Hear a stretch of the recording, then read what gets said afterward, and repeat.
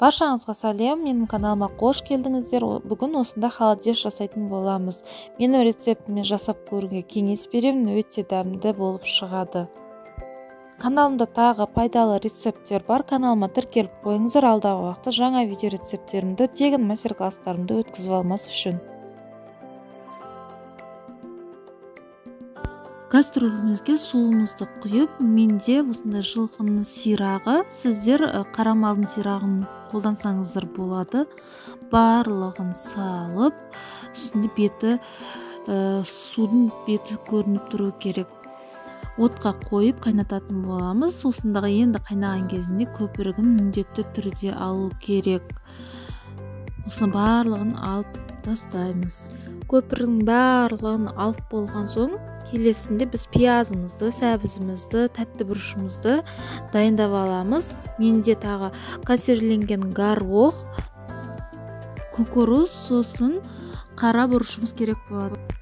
Пиязды осындай 4 бөлікке бөліп саламыз. Пиязды салған себебіміз етімізді жұмсартып пісіру үшін. Келесінде сәбізімізді видеодағыдай кішкене қылып кесіп алып тастаймыз. Осыны видеодағыдай. Бұл сәндік үшін. Осылай 3 жерінен кесіп алып тастаймыз. Видеодағыдай осындай болып шығу керек. Қайнап тұрған сорпамызға сәбізімізді салып пісіріп аламыз. Сәбіз қатты езіліп піспесін. Сәбізімізді пісіп болған соң, міндетті түрде оны сүзіп алып қойыңыздар. Келесінде біз осында лавровый листімізді салып, араластырып қайнататын боламыз. Бір шамамен 4-5 сағат кетеді. 4-5 сағат өткен соң осында суымыз тартылып, әдемі болып қайнап шығады. Енді сүзіп аламыз барлығын. Суыған соң сіңірін ажыратып турайтын боламыз. Барлығын сүзіп алған соң міндетті түрде сүзгіштің көмегімен сүземіз. Сол кезінде майда сүйектері өтіп кетпес үшін.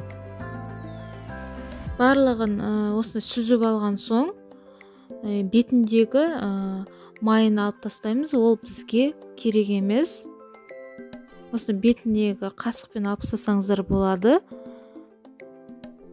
Немесе екінші тәсілін көрсетемін сіздерге. Ақ салфеткамызды осылай ашып, бетіне қоямыз. Сол кезінде артық майларын аламыз.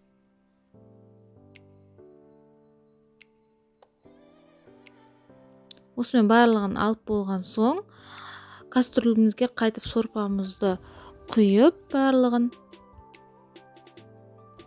Алдын ала турап алған қызыл тәтті бұрышымызды саламыз.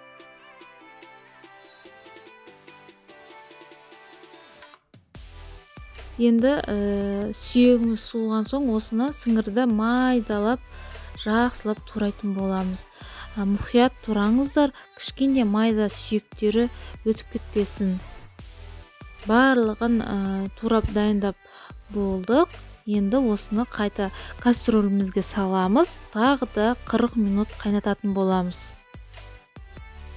Піскен сәбізімізді алдын ала турап дайындап аламыз. Мінекей 40 минут өтіп қалды. Енді сорпамызға осындай консервіленген кукуруз, горох қосып, қатырылған укроп бар. Менде осыны 3 ас қасық қостым. Сосын қара бұрышымызды қосамыз, 1 ас қасықтай. Енді барлығын жақсылап араластырып, формамызға құятын боламыз. Менде форма кекстің формасы. Осындай сәбізімізді тегіс формамызға астына қойып шығамыз. Бұл әсемдік үшін. Сіздер кекстің формасы болмаса да пиалаға немесе кесеге істесеңіздер болады. Мен осында әдемі болып тұру үшін осында кекстің формасын қолдандым. Тез қату үшін мен морозильникке салатын боламын. Осымен біздің халатестеріміз дайын болды. Ас болсын сіздерге, міндетті түрде осы рецептпен жасап көріңіздер. Рецепт ұнаса менің каналыма тіркеліп қоңыраушаны басып қойсаңыздар, алдағы уақытта жаңа видео рецепттерімді өткізіп алмайсыздар, бірінші болып көресіздер.